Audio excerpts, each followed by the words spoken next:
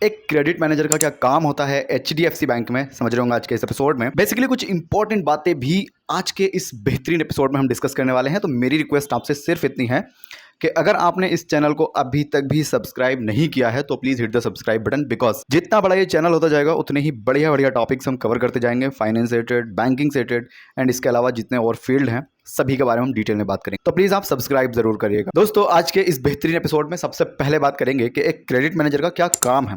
ठीक है, मैं थोड़ा आसान भाषा में बात करने की कोशिश कर रहा हूं, तो प्लीज थोड़ा ध्यान से सुनो। देखिए, जब आप बैंक के अंदर कभी भी किसी भी तरीके का कोई भी लोन लेने जाते हो तो आपका जो फाइल होता है, आपके जो डॉक्यूमेंट होते हैं, उनको कई बार चेक किया जाता है कि क्या ये डॉक्यूमेंट वैलिड है, क्या इन डॉक्यूमेंट में कोई घोटाला तो नहीं है। उन सभी काम को जो करते हैं, मतलब जैसे कि आपका सिविल स्कोर चेक करना, आपका क्रेडिट हिस्ट्री चेक करना कि इन भाई साहब ने जो पहले लोन लिया था उसका कितना पैसा दिया है, उसका कितना पैसा मार लिया, कौन कौन सी किस्तें कहाँ कहाँ बाउंस किया है, ये सारा डिटेल भैया कौन चेक करता है? आपका क्रेडिट मैनेजर। अगर मैं थोड़ा और आसान भाषा में समझाने की कोशिश करूँ तो आप कभी ना कभी कोई स्मार्टफोन लेने अगर गए हो ईएमआई के ऊपर, तो वहां पर आपका credit history and credit report, CIBIL score, ये तीनों चीजें चेक की जाती हैं। सब कुछ चेक हो जाने के बाद एक फाइनल डिसीजन बनता है कि इनको मोबाइल देना है या नहीं देना है। और अगर उनके डिसीजन में बात सही बैठ गई तो आपको मोबाइल मिल जाता है किस्तों के ऊपर, जो भी डाउन पेमेंट होनी है उसके अलावा।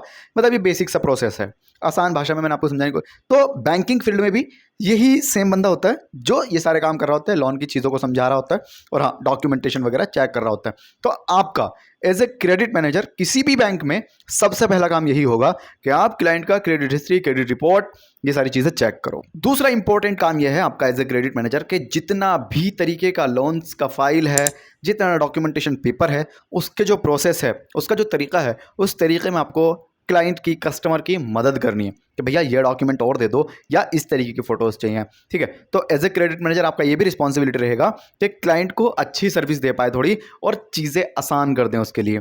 तीसरा इंपॉर्टेंट काम एज ए क्रेडिट मैनेजर जो आपका रहने वाला है, थोड़ा ध्यान से समझो। तीसरा काम यह है कि क्रेडिट रिस्क को असेस करना। मतलब कि अगर हमने इस बंदे को लोन दिया या इस बंदे को हमने ईएमआई पे कोई सामान दिया तो हमारी ये कितनी ईएमआई बाउंस कर सकता है, या हमारे इस लोन को क्या ये सही से चुका पाएगा, इसके पास एक्चुअली में पैसा आ कहाँ से रहा है, व्हाट इज इनकम सोर्सेज। ठीक है, तो आपको ये चीज़ें थोड़ा ध्यान रखनी है, एक्चुअली में इसके पास पैसा कहाँ से आ रहा है, कौन कौन से इनकम के स्रोत हैं। ठीक है, मेरे हिसाब से अब तक जो चीज़ें समझाई है बहुत अच्छे से आपकी समझ में क्लियरली आ रही होंगी, तो please hit the like button. Next काम यहाँ पर यह है एज ए क्रेडिट मैनेजर कि भैया सारी चीज़ें हो गई, सारी बातें हो गई, अब हमें एक फाइनल डिसीजन बनाना है कि इस बंदे को लोन देना है या नहीं देना, इसकी फाइल को अप्रूव करना है या फिर डिसअप्रूव करना है, रिजेक्ट करना है। तो ये काम भी एक क्रेडिट मैनेजर कर रहा होता है। देखिए, बैंक क्या चाहता है? बैंक क्या चाहता है कि आप उन लोगों को लोन दो, उन लोगों को ईएमआई पे सामान दो जो वापस कर दें इज्जत के साथ। तो आपको यही चीज़ें चेक करनी है कि कौन बंदे की क्रेडिबिलिटी कैसी है, कौन बंदा किस तरीके से पैसा लौटा पा रहा है, पुराना हिसाब किताब क्या है।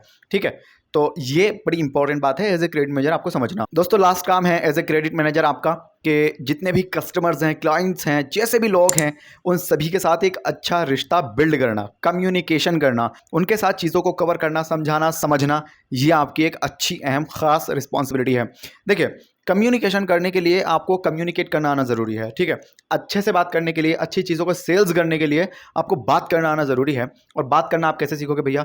इसके लिए प्रैक्टिस लगने वाली है, चीज़ें लगने वाली हैं। तो हमने क्या किया है, हमने एक 80 पेज का ई बुक लिखा है। उस ई बुक के अंदर हमने सारी चीज़ें समझाई हैं कि कम्युनिकेशन स्किल्स क्यों ज़रूरी है, कहाँ यूज़ है। और देखो, सच बताओ ना, प्राइवेट बैंक में तो कम्युनिकेशन स्किल्स का बहुत खास रोल है। अगर आपको एक बैंकर बनना है, वो भी प्राइवेट बेस पे, तो प्लीज कम्युनिकेशन स्किल्स को इंप्रूव आज से ही करना शुरू कर दो। अच्छा, हमारी बुक आपको कहां मिलेगी? First link in the description box, जाके इंस्टेंटली परचेज करो और अभी से वीडियो पॉज करके निकल सकते हो, पूरा देख के निकल सकते हो और पढ़ना शुरू कर सकते हो। ठीक है, जहां आपने वो बुक 3 से 4 बार पढ़ी ना, आपको वो चीजें समझ में आएंगी कि कैसे इंप्रूव करना है और खुद से कर सकते हो आप। ठीक, तो ये 5 चीजें मैंने आपको बताई हैं आज के इस वीडियो में, एक क्रेडिट मैनेजर की पोस्ट के ऊपर जो काम हो रहा होता है। आई होप आपके समझ में सारी चीजें आ गई होंगी। अगर आ गई हैं तो please hit the subscribe button and साथ ही साथ प्लीज लाइक कर देना, बिकॉज यूट्यूब वीडियोस में ना सीरियसली पैसा कम मिलता है और मेहनत बहुत ज्यादा करनी पड़ती है। गाइस, दूसरा इंपॉर्टेंट पॉइंट हमारे पास है कि एक क्रेडिट मैनेजर की सैलरी कितनी होती है, मतलब इंडिया में कितनी होती है, ये समझने वाली बात है, या फिर मैं आपको समझा देता हूं। देखिए, फ्रेशर से लेके एक्सपीरियंस तक बहुत तरीके के बहुत सारे क्रेडिट मैनेजर्स होते हैं। ठीक है। कई बारी कोई क्रेडिट मैनेजर बहुत छोटी ब्रांच में काम कर रहा होता है, बहुत छोटे बैंक में काम कर रहा होता है, और कई बारी इंडिया के जो टॉप लीडिंग्स बैंक है उनके अंदर भी क्रेडिट मैनेजर काम करते हैं, जाहिर सी बात है। तो यहाँ पे जो एक एवरेज सैलरी दिखाई गई है वो 6 लाख रुपए से लेकर 10-12 लाख रुपए तक दिखाई गई है, जिसमें कई तरीके के इंसेंटिव्स हैं, बोनसेस हैं। मतलब बोनस तो बैंकिंग फील्ड में मिलना ही मिलना है अगर आप मेहनत से काम करते हो तो, ठीक है। और अगर आप अपने टारगेट्स को अचीव कर लेते हो, उसके बाद फिर से मेहनत करने लग जाते हो, सेम महीना है, तो आपको इंसेंटिव भी देखने के लिए मिलेगा। देखो, हम एक बहुत अच्छा वीडियो बनाएंगे आने वाले टाइम में कि किस पोस्ट पे किस हिसाब से इंसेंटिव मिलता है, क्या तरीके हैं, तो प्लीज़ उसके लिए आपको सब्सक्राइब कर लेना चाहिए। अब मैंने आपको सैलरी बता दी भैया, 6 लाख से लेकर 12-15 लाख रुपए तक एज ए क्रेडिट मैनेजर आपकी सैलरी होती है। बट उसके लिए एजुकेशन एंड एक्सपीरियंस बहुत मैटर करता है। मतलब कितना पढ़ा लिखा होना चाहिए, क्या चीज़ें होनी चाहिए। तो देखो, मैं आपको बताता हूँ, कम से कम अगर आप MBA कर चुके हैं, देन आपके पास ये थोड़ी सी रिस्पॉन्सिबिलिटी है कि आप as a credit manager job के लिए अप्लाई कर लें, या फिर किसी के रेफरेंस के थ्रू आप जॉब देख लें। लेकिन अगर आपने BA BSc BA या कोई ऐसा बेसिक सा डिग्री किया हुआ है तो आपको बहुत दिक्कत आने वाली है, या फिर आपके पास कम से कम 7 से 8 साल का एक्सपीरियंस होना चाहिए कस्टमर सर्विस और हाँ, सेल्स वगैरह का। दोस्तों, ये हमारा लास्ट पॉइंट है, और इस पॉइंट में हम बात करने वाले हैं एप्लीकेशन को कैसे प्रोसेस करना है, या फिर इस जॉब के लिए एक्चुअली में अप्लाई कैसे करना है। आप कहोगे ठीक है भैया, हमारे पास BCom की डिग्री नहीं है, हमारे पास एक्सपीरियंस है, और कुछ लोग ऐसे भी होंगे जिनके पास MBA की डिग्री होगी, बट हाँ, कैसे अप्लाई करना है ये समझो। देखो, सबसे पहला काम यह है, आपके पास एक अच्छा रेज्यूमे होना जरूरी है, CV होना जरूरी है। अगर आपके पास वही रेज्यूमे है जो आपने साइबर कैफे से 10-20 रुपए देकर के बनवाया था, तो भैया 2024 में उस रेज्यूमे से आपको रेस्पॉन्स नहीं आएगा। किसी भी तरीके की जॉब उस रेज्यूमे के थ्रू तो नहीं मिलने वाली है। तो प्लीज़ इस कॉन्टैक्ट नंबर पर कॉन्टैक्ट करो। अभी फिलहाल एज ए फ्रेशर 299 कॉस्ट है, बट अगर आपके पास एक्सपीरियंस है और आप जाना चाहते हो सीरियसली बैंकिंग फील्ड में, तो हम आपको ATS फ्रेंडली रेज्यूमे बना करके देंगे। 499 कॉस्ट है अभी।